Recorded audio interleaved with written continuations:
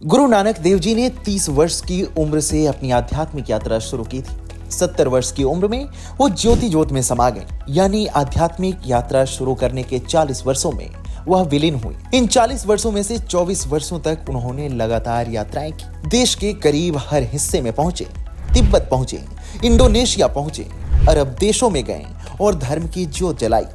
आपको जानकर आश्चर्य होगा कि गुरु नानक देव जी ने 1500 से 1524 के बीच अपनी 5 यात्राओं के दौरान 28,000 किलोमीटर से अधिक का सफर तय किया था। यह यात्रा उनकी शिक्षाओं को फैलाने और जातिगत भेदभाव, धर्म और समाज की दीवारों को तोड़ने का एक अभूतपूर्व प्रयास था।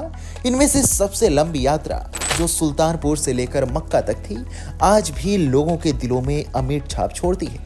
चलिए आज हम आपको गुरु नानक देव जी की उन 5 उदासियों के बारे में बताते हैं, जिसके कारण सिख धर्म पूरी दुनिया में प्रचारित हुआ। गुरु नानक देव जी की पहली उदासी 1500 से 1506 तक लगभग 7 सालों तक चली, जिसमें उन्होंने उत्तर, पूर्व और पश्चिम की यात्रा की।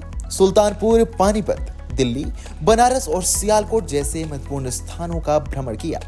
उन्होंने अपने साथ भाई मर्दाना जी को भी इस यात्रा में साथी बनाया, जो उनके सच्चे मित्र और सहायक थे। इस यात्रा के दौरान उन्होंने धर्म के नाम पर होने वाले भेदभाव और दमन का जमकर विरोध किया था। गुरु नानक देव जी की दूसरी उदासी 1506 से 1513 तक, यानी 7 वर्षों तक चली थी।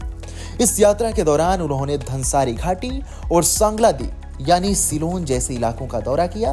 उन्होंने इन स्थानों पर भी समानता और मानवता के सिद्धांतों को फैलाया, जहां धर्म और जातिवाद की दीवारें अभी भी मौजूद थीं। गुरु नानक देव जी ने यहां हर जगह अपनी शिक्षाओं का प्रसार किया और धार्मिक ध्रुवीकरण को जमकर चुनौती दी।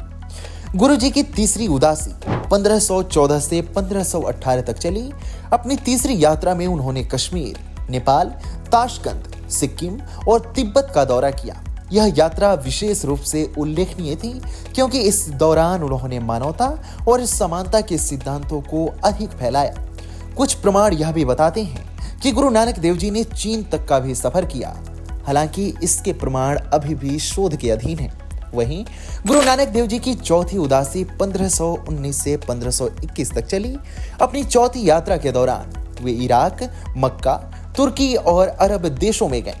इस यात्रा के दौरान एक महत्वपूर्ण घटना घटित हुई, जब गुरु जी ने मदीना में प्रार्थना के दौरान सतनाम का प्रयोग किया। उन्होंने हाजी का वेश धारण किया और अपने शिष्यों के साथ मक्का पहुंच गए थे। हिंदू, जैन और बौद्ध धर्म के कई तीर्थ स्थलों की यात्रा करने के बाद नानक ने मक्का की यात्रा की थी।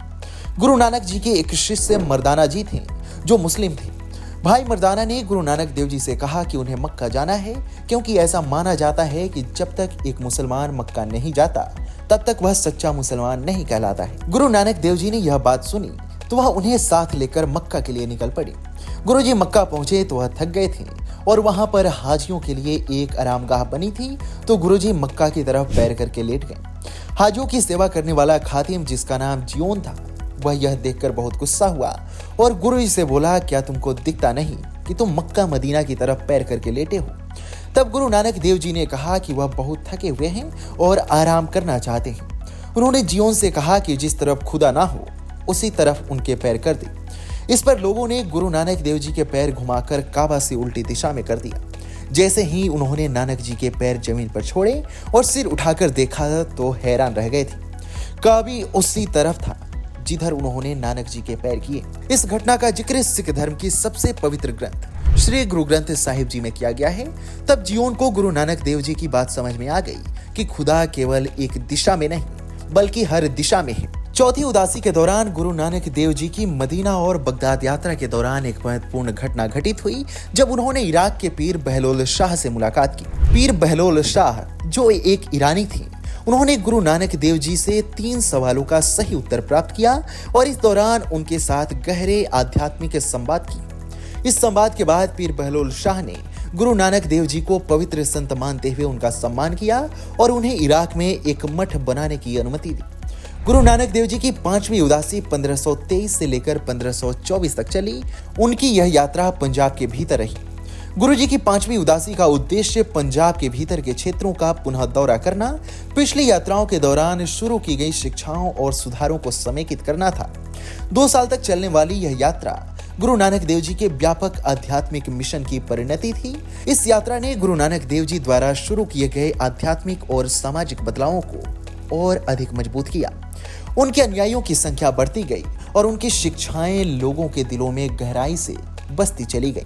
ध्यान देने वाली बात है कि गुरु नानक देव जी की यात्राओं का मुख्य उद्देश्य था मानवता, समानता और धर्मनिरपेक्षता का प्रचार करना।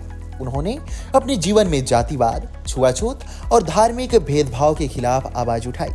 उनकी यात्राओं में एक महत्वपूर्ण संदेश था कि सभी लोग समान हैं और हर इंसान को एक ही भगवान की उपासना का अधिकार है।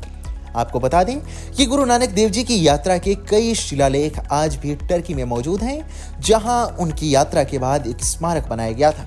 इस स्मारक पर लिखी गई पंक्तियां गुरु नानक देव जी के योगदान को सम्मानित करती है। गुरु नानक देव जी की इन उदासियों को लेकर आप क्या सोचते हैं? इस वीडियो पे आपकी क्या राय है? हमें कमेंट सेक्शन में जरूर बताएं।